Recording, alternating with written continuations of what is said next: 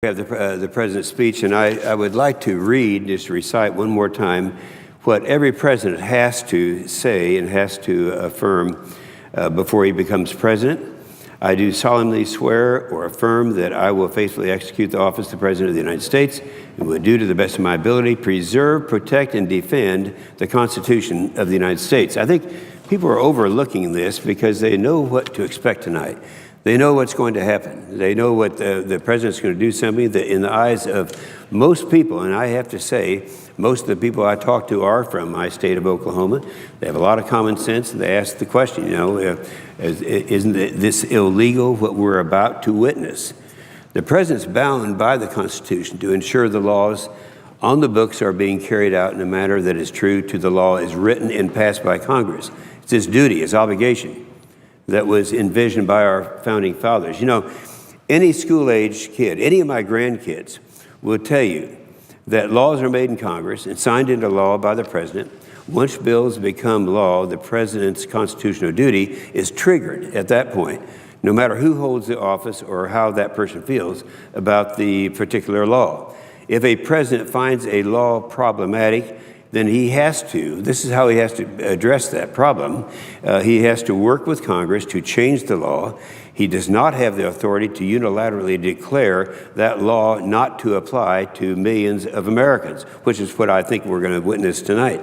Yet that's exactly what the president is doing. He's issued ultimatums to Congress, pass what I want or else. We've heard that. We've heard those words.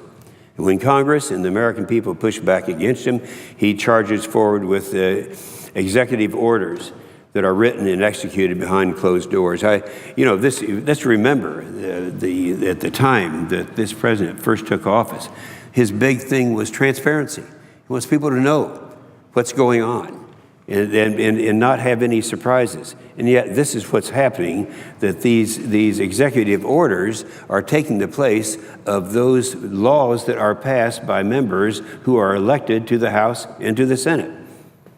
He says the reason for this is he's tired of waiting on an immigration system that's broken. Those are his words. And he's taken action because Congress won't. That's not the way it works. A Congress that has had, and by the way, he's had a Democrat majority. The first 2 years, he had a Democrat majority in the House and the Senate and, of course, the White House.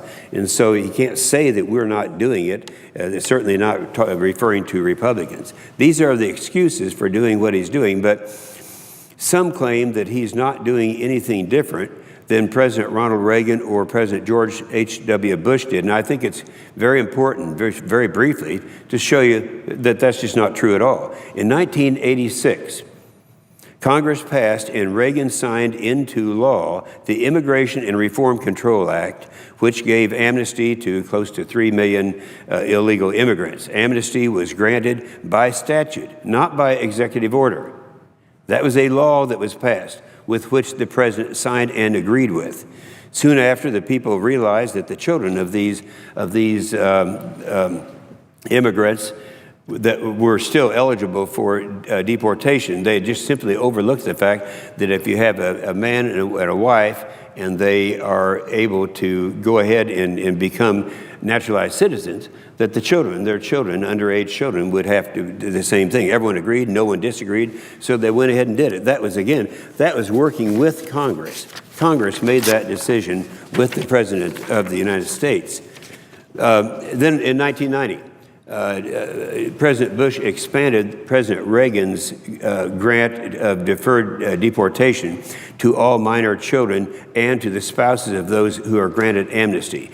In the 1986 law, and Congress codified the policy later in the year in the Immigration Act of 1990. So it wasn't George H.W. Bush doing it. It was the Congress of 1990 that did that. So we're not talking about the same thing at all. In the case of both Reagan and Bush, they worked with Congress and interpreted the statute, not what is happening now. President Obama is creating a law on his own as to how he wishes the law would be. He has no authority to do it. And we're going to see this tonight, but I think we need to have this in our background and need to be what we're looking for. As we saw in his previous amnesty, that was 2012. We remember that about 2.5 years ago. this new executive amnesty will encourage more people to come here and break the laws. This year, thanks to President Obama's executive order called the Deferred Action for Childhood Arrivals. That's called DACA. We all talked about that, and we're all focused on that. Americans watched as unaccompanied alien children, that's the UAC, poured over our southern borders and seeking the same amnesty that others had been given. And who's to say the president won't give them? It's reported that tonight he'll be changing the qualifications of DACA to include even more. Now, what happened then is really worse than what is happening now and going to be announced tonight. Because at least tonight, they're talking about 5 to 6 million people are going to be granted amnesty. And what he did before in encouraging those young people to get here to the United States, we don't know where they went after, where they are today, or how many there are. In my state of Oklahoma, we have at Fort Sill in Lawton, Oklahoma, we have a base that was given a number of several hundred of these young children. And these are under 18 years of age.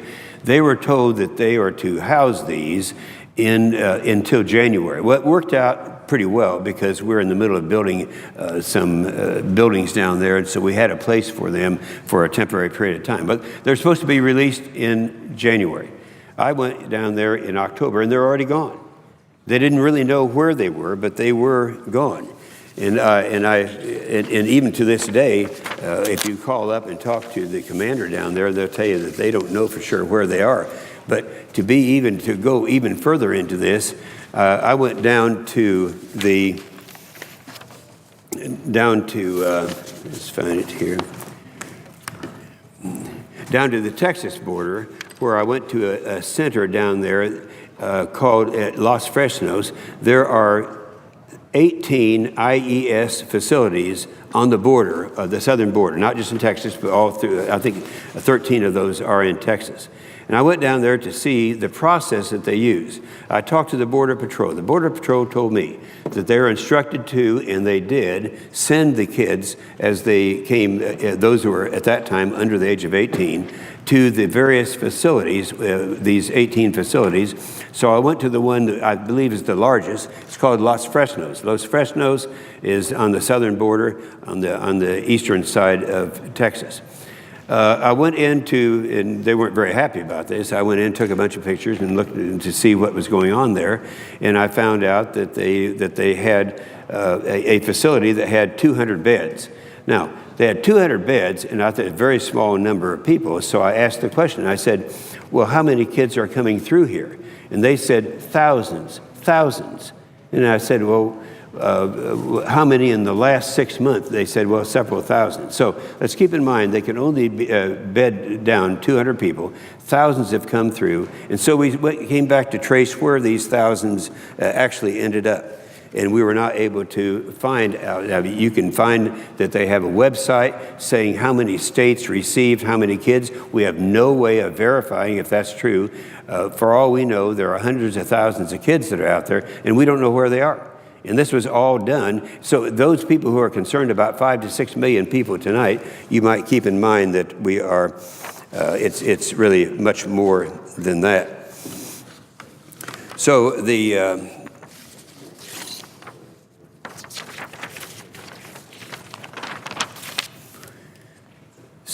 on that number, the issue that we have is that we don't know where the children eventually end up, and the administration doesn't have to notify the local governments of their presence. There are some counties that are published as to how many are in a county. We don't know their names. Interestingly, when I was down at Los Fresnos on the border, I talked to a lot of the kids that were being brought into this country. And those kids, each one had a story. Oh, yes, I have, and you can tell it's a rehearsed story. I have parents that live in California, or I have a dad that lives in New York, or they all had this story down as if they're coming back. Keep in mind now, these were kids that came not from Mexico, but through Mexico. And we heard only yesterday some of the atrocities, the things that had happened to some of these kids, the raping, the killing, and all of that as they're making the transition through Mexico. They publish online what states they end up in, but we don't know the numbers, whether these are verified numbers. We're just taking their word for it. So something is going on, and even I, as a member of the United States Senate, gone down there 2 separate times to Los Fresnos, still don't know the answer to the questions that I get from people in Oklahoma that are very much concerned about this. So who monitors to ensure that they remain and show up for court? If they evade the law long enough, and they know now that they can evade the law, if the president can do it, they can do it, then amnesty will be eventually received by them. We have immigration laws, and we're just going to be ignored. Now, what does this say to the immigrants who are coming into America and applying for citizenship in accordance with the law? You know, I've been honored several times to go and be the speaker at naturalization ceremonies in my state of Oklahoma. And I'll tell you, you cry when you look out there. You see a couple hundred people who have come to this country, gone through the system, studied the history, and I would suggest that those people up for a naturalization probably know the history much better than people who were born here in this country. They learn the language. They go through all these things, and finally they become citizens of the United States. That's the legal way to do it. Now, what are their thoughts right now after all they've gone through, and the doors are open for anyone to come through? So, is that compassion for those people? I don't think so. And compassion is acknowledging and respecting the millions that adhere to our laws and achieve citizenship. But here's the thing. When you stop being a nation based on the rule of law, you're at the mercy of one man and his whims. Sounds exactly like something our founding fathers were looking to avoid and escape. And I think really that's the problem that we have. When I have people asking me, why is the president breaking the law with regularity? Doesn't he have to obey the law the same as we do? Well, as you know, there is a lawsuit that's being processed, I guess, over on the House side. And but we also know this. Anyone who comes in, who has 2 years left in his term, knows that if something is starting to process to determine whether or not action is legal, it'd be probably 5 or 6 years before the case would be decided. And by that time, he's long gone. I just want to mention one thing that is specific. People say, well, how can you say that the president's breaking the law? He does break the law, and he breaks it all the time. One of the things that I've been concerned about for a long period of time is keeping the installation at Guantanamo Bay called Gitmo, keeping it open. It's the only place we can keep the type of terrorists that we have down there, and it's one that has, I think, worked out real well. But somehow there's an obsession that this president has. He wants to close Gitmo, Guantanamo Bay. Knowing that, I put an amendment on the Defense Authorization Bill in 1914. If anyone wants to look it up, it's Section 1035D. The 2014 National Defense Authorization Act, the NDAA, and it specifically states, anticipating that the president would start releasing these people from Guantanamo Bay without authority, we put in the law that the president shall notify Congress not later than 30 days before the transfer or release of any Guantanamo Bay detainee. And what did we find out? The president did without notifying anyone. He released probably the 5, in fact, not probably, certainly the 5 most, the very worst of the terrorists that were being kept down there. In fact, one of them's name was Mohammed Fazil. One of the Taliban commanders, his name is Mullah Salam Khan, he made this statement. This is right after the president released the 5 terrorists. We don't know where they are, they're killing Americans, or where they are right now. He said, quote, Mohammed Fazil, his return is like pouring 10,000 Taliban fighters into the battle on the side of jihad.